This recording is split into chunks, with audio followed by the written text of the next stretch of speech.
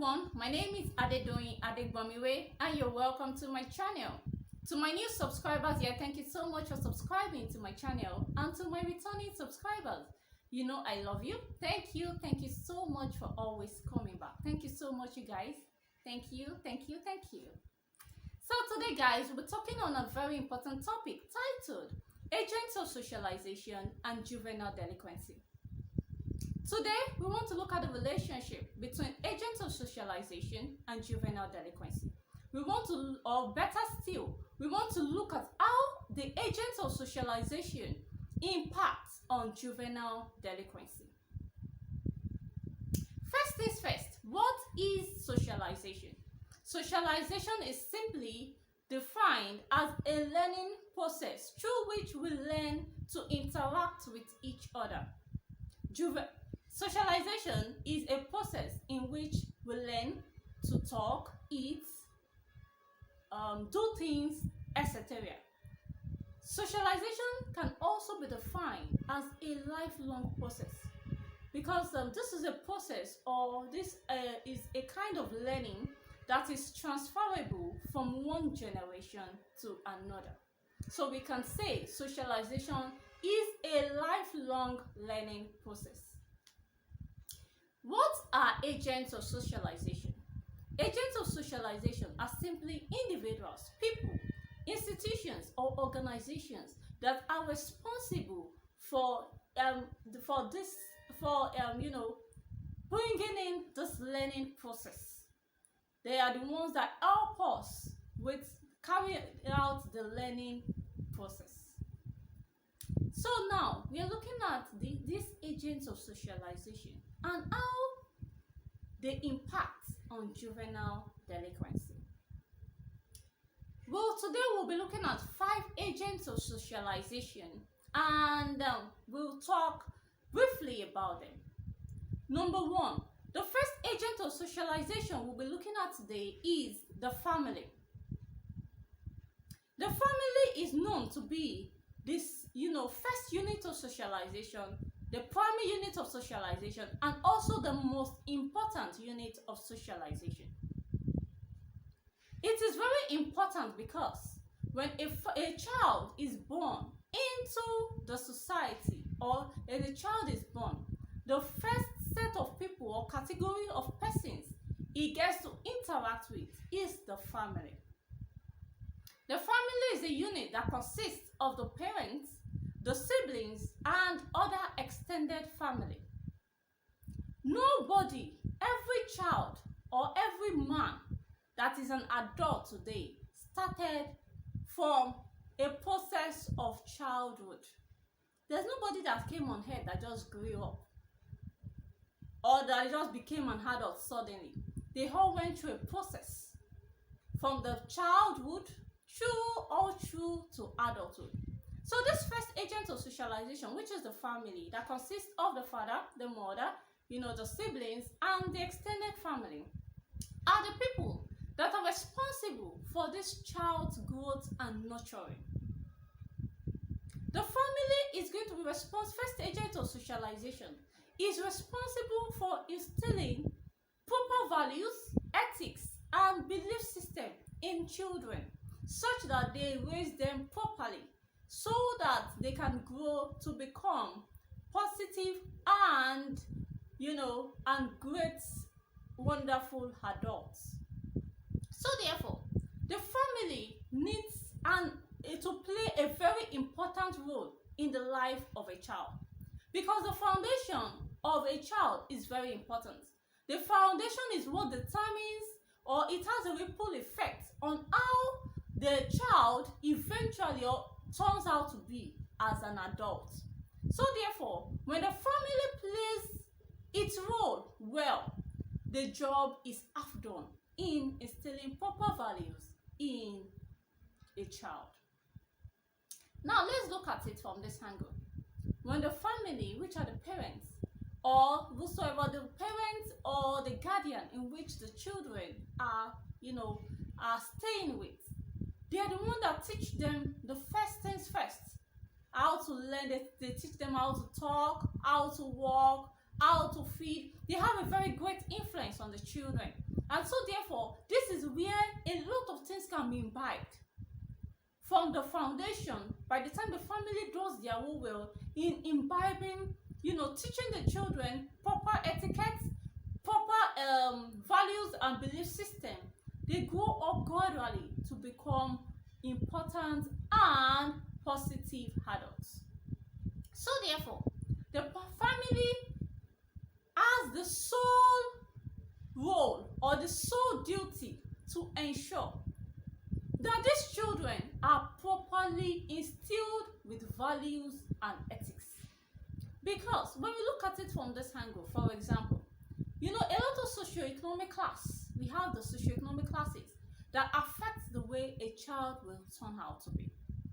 When we look at a child from a poor background, a background where, the way it impacts on juvenile delinquency, like we all know, juvenile delinquency is simply a child getting involved in illegal activities or getting involved in antisocial behaviors.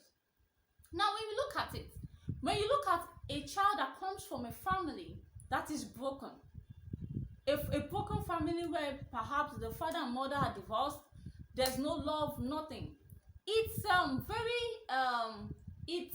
more likely that such a child would indulge or get involved in juvenile delinquent acts.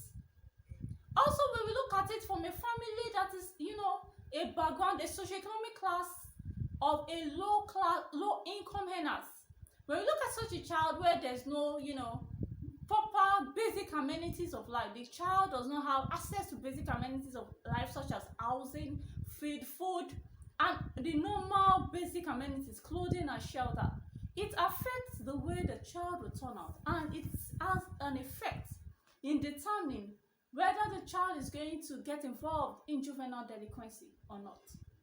This is not, is not only directed to the low income earners. Let's look at it from the high income earners, that is such parents. When we look at parents that are very wealthy, they can look at it from the angle that they provide their children with so much, such that they do not teach them the proper ethics and values that they need to imbibe in those children. They get spoiled, and then too much money in circulation or too much of access to whatever they like can make them to be very vulnerable, such that before you know it, they get involved. That's why you see some of these kids that they have so much money, they get into schools, by the time they grow and they begin to, mix and then go into schools, then they get into a lot of juvenile delinquent acts like drug abuse, because they've got money to purchase them. They get into drinking and so many other things. So it's not though when you look at it, the socioeconomic class can determine whether a child is going to be involved in a delinquent act or not.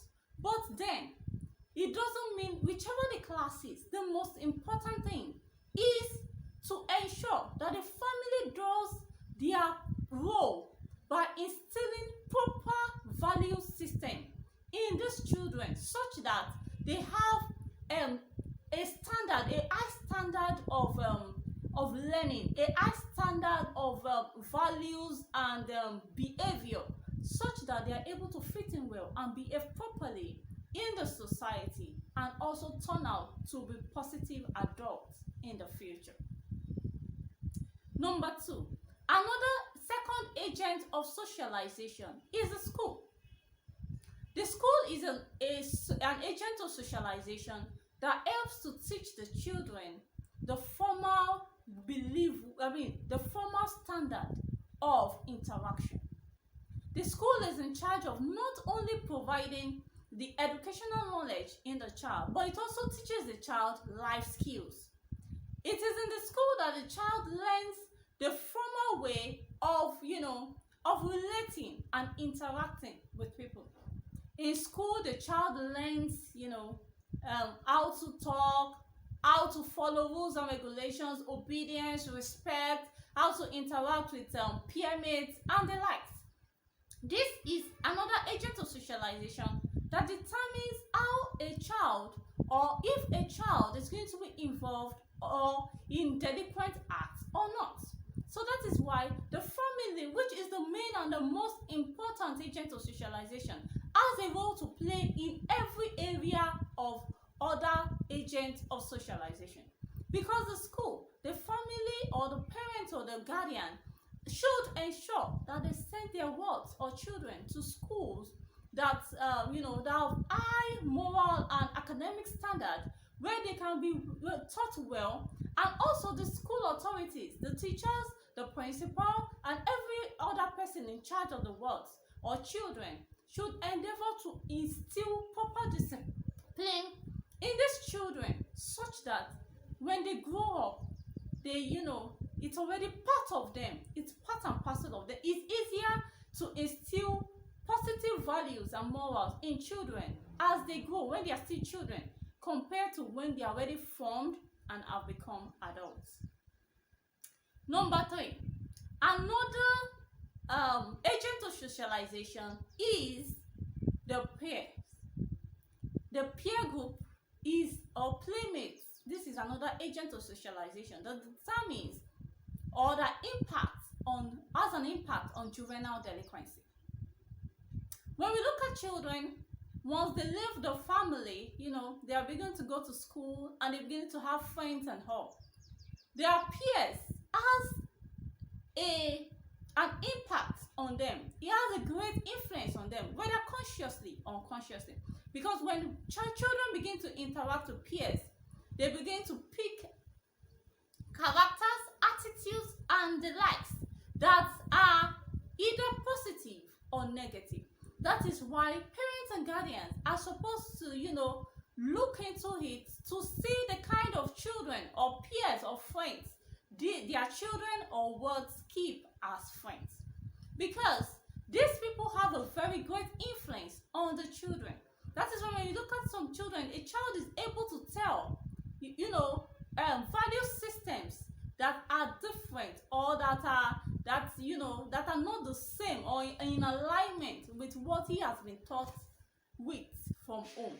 That is why the family has to play its role well.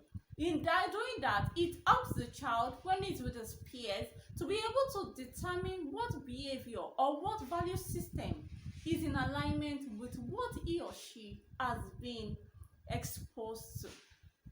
Because, for example, that is why some of those children, especially when they start to get to the teenage years and they begin to grow from the age of 10 to 17, which is actually the age where children get involved in juvenile delinquency.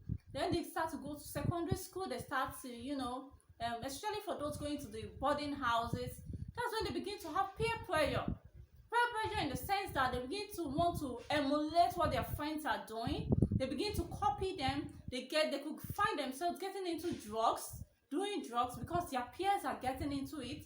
They can find themselves, getting into drinking and smoking because some of their friends are doing it. That is why parents and world needs to, do a good job by also checkmating and looking at the kind of friends or peers that their children or words associate with.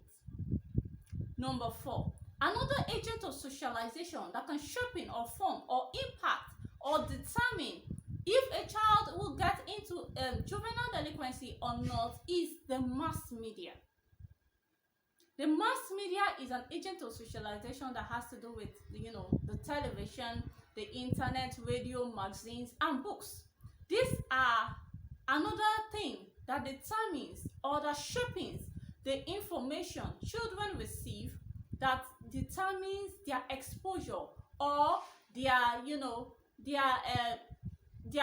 possibility of getting involved in juvenile delinquency.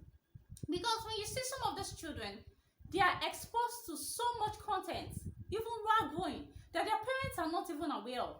They get to, watch a lot of things on the internet. They get to see some movies. They get to see that teaches them violence, that they could learn indecent dressing, and so many other things, which are not of good moral behaviors that can corrupt their behavior, make them antisocial, or get them involved in juvenile delinquency.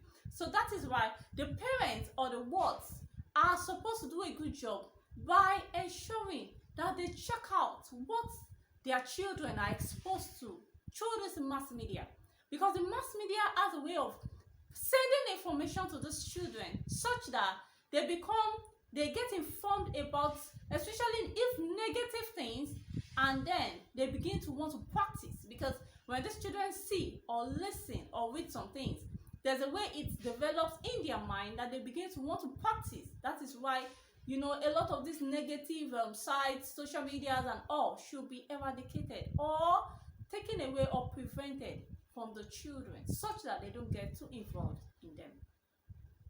Lastly, another agent of socialization we'll be looking at is the government. The government is an indirect agent of socialization, because you might not be coming directly to have a social engagement with the government, but it is an indirect agent of socialization, because the government is in charge of checking out. They are the ones that ensure the standard of the country, or they are the ones that, you know, they pronounce rules and regulations that guides a system. Please, I would like to say, law, you know, juvenile delinquency is a crime, and the government is in charge of bringing out, you know, laws and, you know, punishment. But then I would like to say this: what is called a crime or an offense varies from, what is called a crime or a law, it varies from country to country and from state to state. What is a crime in Nigeria might not be a crime in the US. So it depends on what a crime is over there. But regardless, the government is in charge of, you know, setting up laws, rules and regulations and punishments that, you know, determines, that helps to create a standard, an expected standard that is suited for the society. So therefore, this has an impact on the on juvenile delinquency, on a child's involvement in juvenile delinquency. Because when the standard is high, and of course a child knows that, for example, when you drink or you commit some certain things, or you go into sexual offenses, there's a punishment attached to it, such that acts as a deterrent for the child, or can help to, you know, reduce the rate of involvement of juvenile delinquency. Juvenile delinquency is a serious and a very important, a very serious problem in the country, which needs a solution as soon as possible. So guys, everybody needs to play their role well, these agents of socialization, in order to ensure that juvenile delinquency is brought to the barest minimum. So thank you so much guys for staying tuned on this video. Thank you so much, and I'll see you again in my next video. Please don't forget to subscribe to my channel, like, share and comment below, and I'll see you again on my next video. Thank you so much guys, and I love you as always. Bye.